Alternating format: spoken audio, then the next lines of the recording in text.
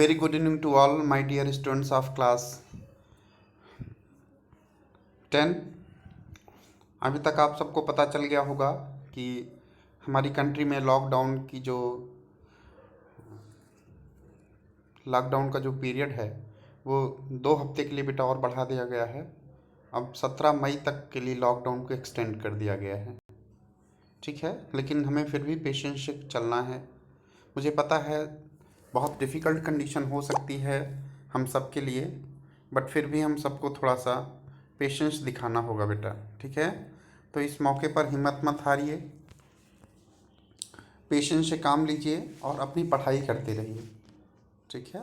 तो अभी हम लोग सेकेंड चैप्टर को कर रहे हैं, सिविक्स का सेकेंड चैप्टर फेडरलिज्म हम लोग चर्चा कर रहे हैं और स्पेशली इंडियन कॉन्टेक्स्ट में इसकी बात कर रहे हैं ना। फेडरलिज्म की बात हम लोग इंडियन कॉन्टेक्स्ट में कर रहे हैं, तो इसी चीज़ को हम लोग आगे बढ़ाएंगे। आज कल हम लोगों ने डिस्कस किया कि हाउ इज़ फेडरलिज्म प्रैक्टिस्ड, है ना, किस प्रकार से इंडिया में फेडरलिज्म को एप्लीकेबल किया गया है। फिर इसके बाद लैंग्वेज पॉलिसी और सेंट्रल स्टेट रिलेशंस, ये कल हम लोगों ने पढ़े थे, ठीक है ना। और कोलिशन गवर्नमेंट भी मैंने कल आपको बता दिया था। अब अगर आप इस फिगर को देखेंगे बेटा पेज नंबर 9 पर, ये एक फिगर है, ठीक है ना। तो पावर्स विद स्टेट्स, है ना, पावर विद स्टेट्स। अब यहाँ पर एक फिगर के माध्यम से आपको ये बताया जा रहा है कि देखिए सबसे पहले जो व्यक्ति, अब ये जो ऊपर जो पावर बांट रहा है दैट इज सेंट्रल गवर्नमेंट। जैसे मान लीजिए सेंट्रल गवर्नमेंट ये ऊपर है जो पावर बांट रही है, ठीक है। और या हाँ, और उसके बाद हर स्टेट को अलग अलग पावर दिया गया है। जैसे केरला है, देन चेन्नई तमिलनाडु है, उड़ीसा है, ठीक है ना, बंगाल है, बिहार है, सभी यूपी भी है। तो सभी इस समय सभी जो स्टेट हैं वो लाइन लगा करके खड़े हैं और उनको पावर दिया जा रहा है सेंट्रल गवर्नमेंट के थ्रू, कॉन्स्टिट्यूशन के थ्रू, ठीक है। फिर है जो दूसरा फिगर है, तो ये देखिए ये पावर शेयरिंग का बहुत प्यारा सा बहुत ही कॉमिक पिक्चर है, ठीक है ना, that reveals about power sharing in our country, है ना। फिर इसके बाद है perils of running a coalition government, ठीक है ना। फिर ये जो दूसरा पैराग्राफ है ये बताता है कि कैसे हमारे देश में कोलिशन गवर्नमेंट चलता है। तो अब देखिए इस फिगर को आप देखिए तो एक बड़ा सा व्यक्ति इसमें बीच में बैठा हुआ है। So that is the prime minister, that is the prime minister. वो जो जो सबसे बड़ी पार्टी होगी उसका बनेगा। फिर देखिए बहुत छोटे छोटे फिगर्स और हैं, फेसेज और हैं, तो ये सब कोलिशन गवर्नमेंट की पार्टीज हैं। इनकी सहायता से ये व्यक्ति इस गद्दी पे बैठा हुआ है। अगर ये सब हट जाएंगे, सपोर्ट हट जाएगा, तो क्या होगा बेटा, तो ये गवर्नमेंट इनकी गिर जाएगी, है ना। देखिए साइकिल बना है चुनाव चिन्ह, देन 2 पत्ती बना है। डू यू नो साइकिल किसका है? यूपी में मुलायम सिंह यादव जी का है ना। फिर ये 2 पत्ती किसका है? ये जयललिता जी का चुनाव निशान था। ये जो 3 फूल हैं ये टीएमसी ममता दीदी का है ना। तो इस तरह करके ये सब चीज़ें दिखाई गई हैं। तो here are 2 cartoons showing the relationship between centre and state. How should the state go to the centre with a begging bowl? How can the leader of a coalition keep the partners of government satisfied, है ना। तो ये सब चीज़ है। Supported by major judgement, coalition government वाला हम लोग पढ़ रहे थे ना बेटा, तो हम लोगों ने ये पेज ख़त्म कर दिया था। तो आज हम लोग लिंग्विस्टिक डाइवर्सिटी ऑफ इंडिया, ये भी मैंने आपसे कहा था कि आप ये 2 पेज पढ़ लीजिएगा, ठीक है ना। अब हम लोग जो चर्चा करेंगे आज that is page number 12, decentralisation in India, है ना। इस बात को चर्चा करेंगे कि how our country has been decentralised, okay. तो we will discuss on that topic. बाकी ये जो 2 पेजेस हैं इसको page number 10 and 11 you are requested to read by yourself, ठीक है ना। कुछ समझने के लिए है, कोई प्रॉब्लम हो आप पूछेगा। इसमें है कि language wise diversity of India, कैसे लैंग्वेज के आधार पर पूरी कंट्री में डिफरेंट स्टेट्स में कितने लोग रहते हैं। और now this under this heading that decentralisation in India we will discuss something special. We noted above the federal governments have 2 or more tiers of government, ठीक है ना। जैसे फेडरल गवर्नमेंट में हमने देखा पहला पॉइंट कि मिनिमम 2 गवर्नमेंट्स तो होंगी ही होंगी, मतलब एक सेंट्रल गवर्नमेंट होगी और दूसरी स्टेट गवर्नमेंट होगी। तो दो टाइप की गवर्नमेंट तो बेटा होंगी ही होंगी मिनिमम, ठीक है। तो we noted above the federal government have two or more tiers of government. We have so far discussed the two tiers of government in our country, but a vast country like India cannot be run only through these two tiers. States in India are as large as independent countries of Europe. In terms of population, Uttar Pradesh is bigger than Russia. Now we will see there is the comparison between Indian state and the various country of European continent from the point of view of area and population. In population, we can understand that Uttar Pradesh is a bigger populated state than Russia. Maharashtra is about as big as Germany. Okay. Many of these states are internally very diverse. There is thus a need for power sharing within these states. Okay, federal power, federal power. Sorry, federal power sharing in India needs another tier of government. Below that, the state government. Okay. Now see in these paragraphs, we are first we make a comparison, and then we found that within a state also there are a lot of versatilities or differentiation or differences available. Okay, differences from the point of view of language, differences from the point of view of living criteria, differences from the point of view of dressing sense, eating food, etc. also.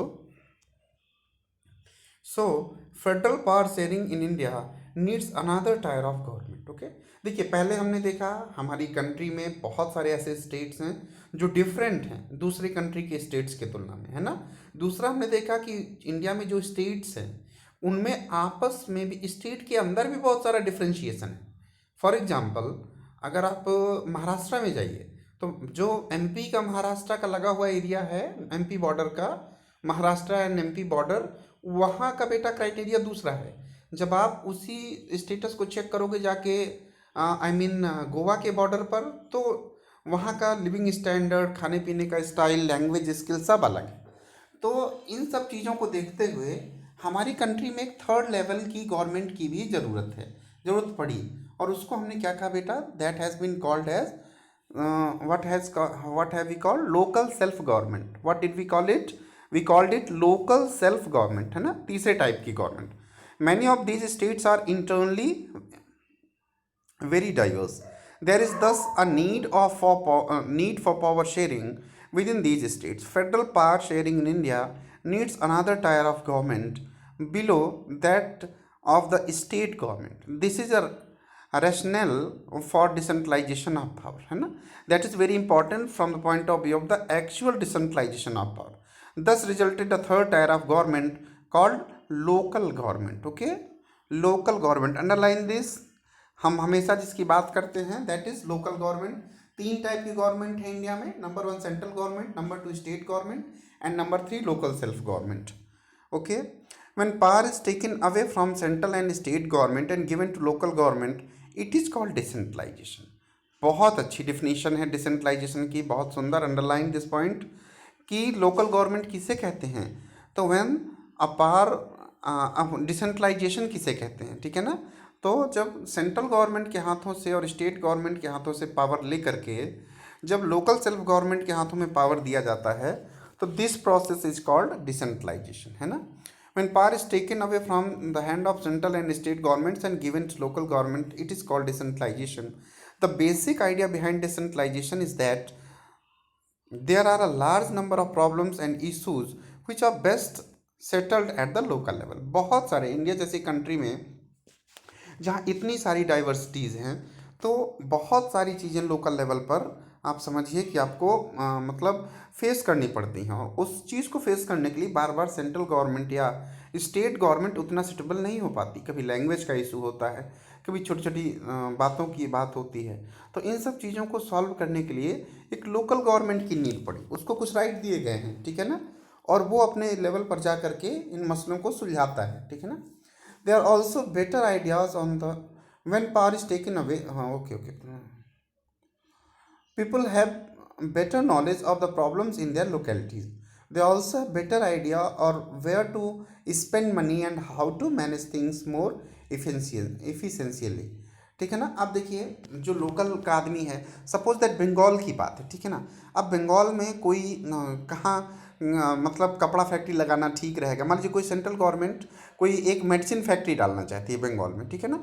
तो अब उसके लिए यहाँ की local self government बता सकती है कि हाँ यार रॉ मटेरियल अच्छा है, यहाँ पर वाटर की फैसिलिटी अच्छी हो जाएगी, यहाँ से ट्रांसपोर्टेशन बहुत अच्छा हो जाएगा, ठीक है ना। तो लोकल चीज़, लोकल सेल्फ गवर्नमेंट का क्या इंपॉर्टेंस है कि ऐसे बड़े छोटे छोटे इशूज जो सेंट्रल गवर्नमेंट नहीं सॉल्व कर सकती लोकल लेवल पर जा करके, for those essential issues local government is the best medicine. Okay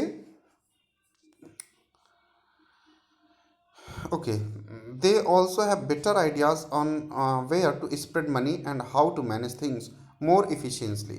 Besides that, the local government is possible for a people of directly participate in decision making, है ना।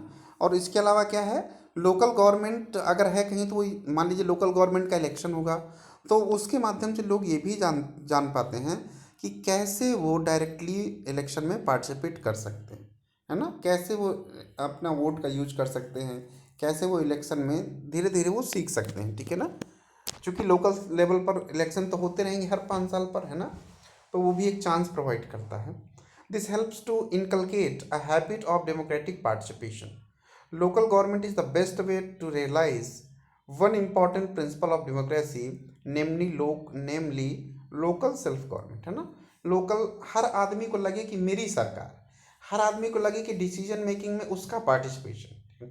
जैसे for example आज पूरी country में निर्णय लिया गया 17 मई तक लॉकडाउन बढ़ाया गया, लेकिन क्या इसमें आपका या मेरा कोई इंटेंशन है? नहीं है। सेंट्रल कैबिनेट की मीटिंग हुई दिल्ली में, उन्होंने समझा, उन्होंने चीज़ों को एनालिसिस किया और उस आधार पर लगा दिया। लेकिन अगर यही decision local self government level पर लिया जाना होता, लोकल लेवल पर लिया जाना होता, तो गांव के सारे आदमियों को बुलाया जाता, किसी पर्टिकुलर गांव के, बैठ के मीटिंग होती, सबके व्यू लिए जाते, तब कोई डिसीजन लिया जाता, ठीक है ना। तो लोकल सेल्फ गवर्नमेंट एक इंसान को या किसी व्यक्ति को, किसी सिटीजन को ये फील कराता है कि he is also a part of judgement. Okay, उसको वो भी इस निर्णय का एक भाग है, उसने भी अपना appreciable point of view express किया है कोई डिसीजन मेकिंग से पहले, ठीक है ना। The need for the decentralization was recognized in our constitution.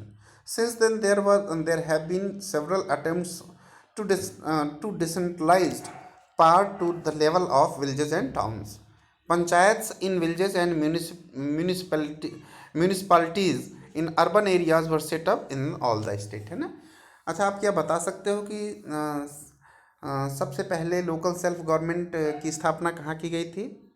ये क्वेश्चन है। देखता हूँ जो मेरे वीडियोस को देखते हैं जो लोग, वो क्या इस क्वेश्चन को रिप्लाई कर पाएंगे ग्रुप में अपने।